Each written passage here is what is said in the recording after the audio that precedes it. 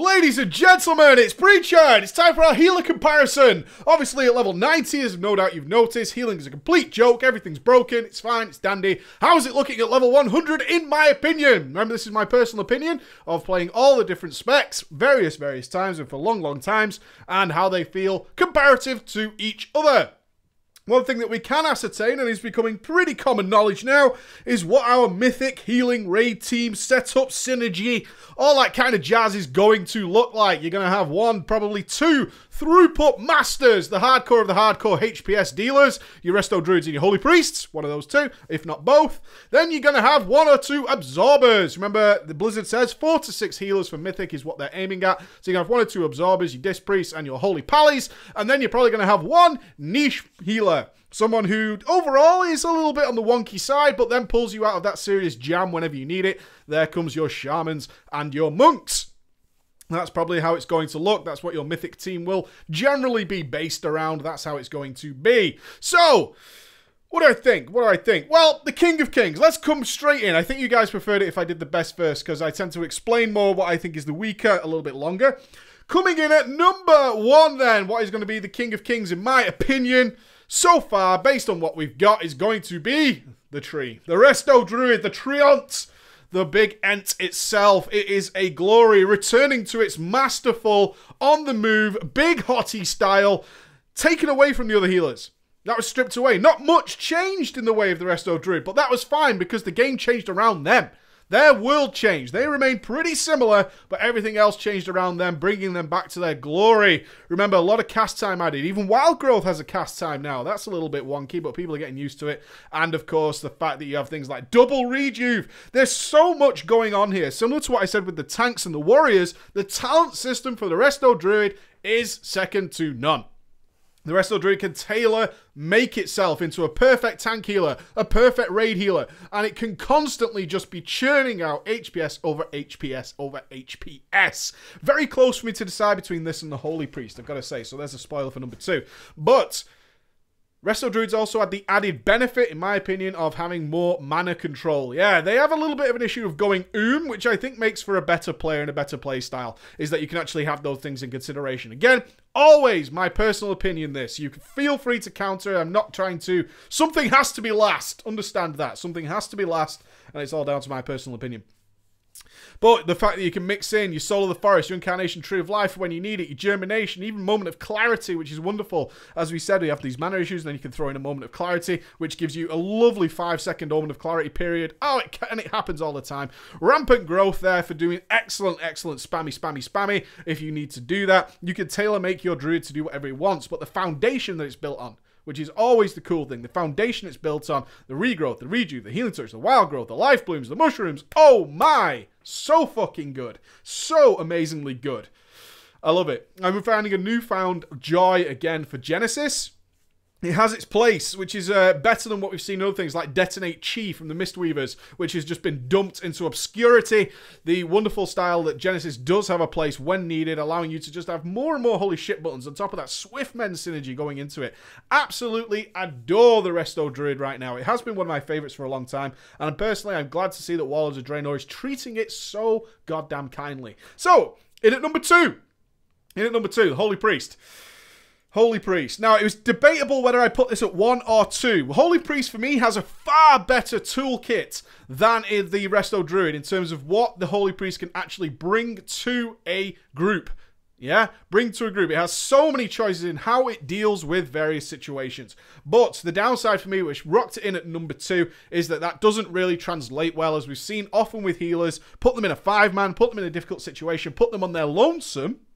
And what we see is that they have all these options to do things, and that's where healers start to shine in different ways. However, in a raid, we don't really rock and roll that way. In fact, the Resto druid comes out ahead in terms of things and choices it can make inside of a raid environment. Whereas the Holy Priest is very much keeping things on cooldown, Circle of Healing, very powerful, even though it's a smart heal. Seems to have dodged a bullet there, in my opinion.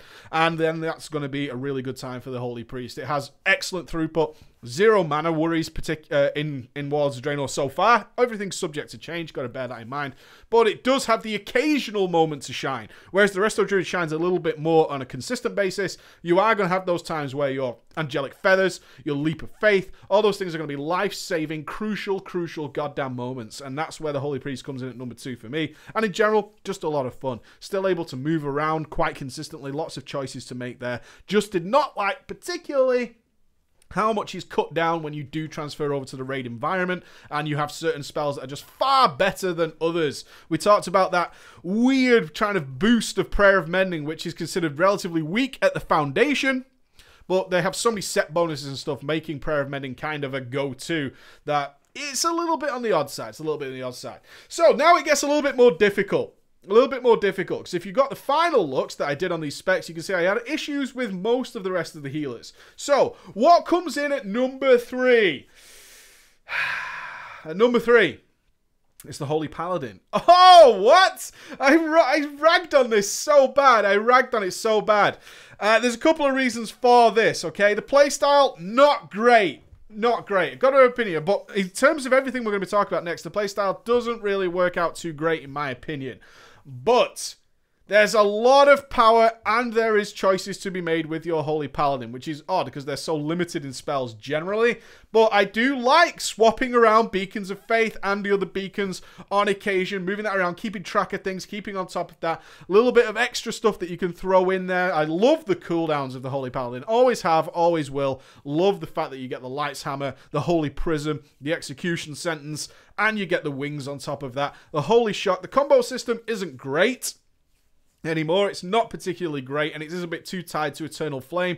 But I have to say I'm giving sort of extra bonuses here, and this is because WoD of Draenor, as we've just said with the Holy Priest, in a lot of cases are balancing around the set bonuses that you get in PvE. And we're talking about Mythic here. We're talking about Mythic where you're going to be picking up those set bonuses pretty damn quickly. And when you do get the set bonuses, and I'll remind you of those on the Holy Paladin, which is that you can proc Eternal Flame, and your Eternal Flame can then proc a Light of Dawn, which can in turn keep procking things. One of the big aspects of WoD of Draenor for Paladins is proc. It's really quite fun and interactive, and when it starts procking, and it does very, very often, and you're sat there and you can do, especially if you take things like Divine Purpose, you could be sat there with a Divine Purpose choice, a light, either your proc Light of Dawn, your proc Eternal Flame choice, and your Holy Shock sat there, and then you think to yourself, what do I do here? I have all these kind of things to do, and I have to give extra bonuses to the fact that you have things like Bubble. Bubble can just pull so many people out of shit, and of course Lay on Hands, the ultimate fast, instant, save your ass spell for many a tank on several occasions. And Blessing of Sacrifice, Blessing of Protect. I'm going to keep calling them blessings for the rest of time. I'm really sorry, Paladins. Hand of Protection, Hand of Sacrifice, Hand of Freedom. All these things really come into making a total overall package. Gameplay itself at the foundation, not great. Not great, but when it does stack up into the Warlords environment, it does work out kind of well. I enjoy it. I enjoy it a fair bit when things start going into the Holy Paladin's favor. That's why I'm bringing it in at number 3. I hope that makes sense to you. I hope that does. At number 4, the Shaman. Oh, yeah. I fucking love the Shaman in a group environment. It's got to be said. Love the Shaman in a group environment. And the reason it rocks in at number 4 is, of course, because that translates really poorly into raids. Really poorly into raids. It doesn't quite work out as I would love to see. Because the Shaman, you look at the spell culling, the pruning process that's occurred to everyone else, and you look at your Shaman toolbars and you're like, dude, I have 4 bars of spells in my Shaman. That's how many choices I have of things to do in WoD of Draenor. In comparison to everyone else, I have a toolkit that needs a truck to bring it in. But you get into a raid and that loses so much power, and you are effectively reduced down to spot healing, all that kind of stuff. But it's got to be said, again, with the healers, a lot of the balancing on healers seems to be revolving around these set bonuses. So what are they like at level 100 when you're getting the set bonuses, which you will get? Pretty cool. A lot of it is buffs to chain heal, which makes chain heal a little bit more viable. You can't spam it, so you still have mana management, and mana management is a thing I enjoy on my healer. I don't like being infinite mana all the time, spam. Don't like that. What I like is the fact that you're still tracking buffs with your tidal waves, you're still looking at these kind of things, you still have your healing tide totem, not great, but good. Ascendance, not great, but good, but still, that's another choice on top of there. You have more choices coming in from your talents. You have Spirit Link Totem, All these things add up to make something that might not have one big blowout spell, but still has multiple choices and pulls you out the shit. Like I said, the niche healing role, when needed, on demand, a shaman will not let you down. They will not let you down. They have the tools to come out shining. But it's not as good as others. So that's why it rocks in at number 4 for me. Oh, that's all good for you. Right. This is really hard for me, the next two. And I would kind of put them joint 6. Joint 6. But in fact, that's not fair. Let's come in at number 5 is the monk. Number 5 is the monk. Why? Because the playstyle is still pretty fucking good. Cast time and uplift is awful. I've got to say, I've gotten used, on every single healer I've played, I have gotten used to the fact that there is cast times on spells that previously did not have a cast time, right? Prayer of Mending has a cast time. Wild Growth has a cast time. Light of Dawn has a cast time. All these kind of things, I've gotten used to them. I cannot stand the cast time and uplift at all, and the fact that it still revolves so much about Renewing Mist. We just looked at Fist Weaving and how it doesn't really, it's a hypocritical style of play. It doesn't synergize well with how the monk works, but the way the monk works at its foundation and its core is glorious. Absolutely glorious. You look at Mist of Pandaria, and I rated the monk number 1 or 2 in terms of gameplay. I adore the gameplay style of the Mistweaver monk. I really do. I just do not like what Warlords has done to it. Adding the cast times to these things really sucks. I personally really dislike the fact of still having to do the Soothing Mist to get the instant cast on the Surging. It doesn't feel as rapid as I would like it to be. I would like something else. I don't particularly like the Thunder Focus Tea change to give you this buff, double healing done on your next Surging Mist. There's too much power gone to Surging Mist for my liking. It was nice to have Surging Mist as this channel kind of relaxing that occasionally generates some mana tea. That was stripped away. And then sometimes it's like, I kind of want to cast a Surging Mist here just to get some chi, or I'm waiting for an Expel Harm, or I'm waiting for a Renewing Mist. But then again, I've taken Pools of Mist, which gives me loads of Renewing Mist, so I can generate lots of chi. And all this kind of stuff just feels clunky and awkward and nasty, and I don't like it. Detonate Chi could have been really cool, especially when we had the previous talent. I forget the name now, but in Alpha, or at least early Beta, we had a Mistweaver talent where we could run around dropping healing spheres. We constantly dropped them while we would just shit them out all over the floor, and then mixing them in with Detonate and things like Rushing Jade Wind, and created this big burst. Mistweaver monks are very much tied to people being clumped together in order to be really super effective. Again, this niche sort of aspect of the healing class doesn't happen a great deal in Warlords. It will happen, of course. There are lots of times when we gather up, but in order to shine, that kind of needs to happen on a regular basis. People tend to spread out. It just doesn't seem to work too well for me. I personally dislike it. I don't like the synergy of it, and that's the way it's going to go. Well, that makes the obvious one, rocking in at actual number 6. It's the Discipline Priest. The Discipline Priest. It's so lost. It's such a lost spec, in my opinion. So very much lost. Is it better? In my opinion, the Mist of Pandaria. It's very debatable. Because why? Holy Nova. Of course, the Holy fucking Nova. And that playstyle to me is just absolute dog shit. You might be seeing crazy results from Holy Nova right at the moment in Mist of Pandaria. Let me tell you, that isn't going away. It's overpowered at level 90, but it doesn't mean that it's super weak when those health bars get propped up. Absorbs is still super cool. The fact that Atonement now is not a thing and you're attacking the target just to get Archangel, which seems like... It reminds me... And old school players will remember this, when Paladins needed to use Judgment in order to maintain a haste buff. That kind of silly gameplay that just didn't need to exist for a healer. Like, I need to do this every now and again just to get this buff up. Instead of it being something that's reasonably effective and I can choose to do.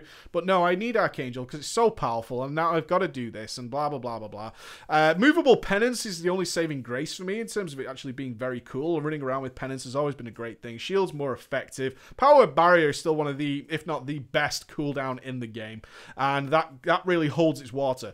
And what I'm not saying is that Discipline Priest is weak. It's by no means weak. It's the gameplay I'm talking about. Even when you get your set bonuses and you get it there, let's just read them. Your Penance channels 1 additional second and generates 2 stacks of Evangelism. Boring, I can do that anyway. When you activate Archangel, the mana cost of Prayer of Healing, which sucks, is reduced by 50% for 6 seconds. Yay. It's just these things are really dull. There's no niceness here for me at all. It puts out the numbers, but the numbers can be changed to do anything. Let's be honest. You can just make the spells you cast do more. So that's not what I'm looking for. In terms of long-term gameplay, the Disc Priest just feels weak and broken and lost and sort of mishmashed and cobbled together is how I'd say. Cobbled together, and then all this focus onto the Holy Nova, which was a shit spell to start with, let's be honest. It's a crappy spell, and it doesn't need to be so effective. I would like some emphasis from coming from somewhere else without making absorbs overpowered, which is the big thing they're trying to keep away from. It's a spec based around a niche of absorbs, which is too powerful, and they can't have it. You have an absorb spec where absorbs can't become too powerful. That doesn't bode well for anybody, right? That doesn't bode well for anybody. It's like a hunter being based around not having a bow. In my opinion, you know, it's something as silly as that. So that rocks in at number 6 for me. All the healers are viable in many different ways. That raid makeup still remains the same. I hope that helps out with my opinions, and I hope that helps you with your final choices, guys. All right? That is my healer breakdown. I'll see you later. Bye-bye.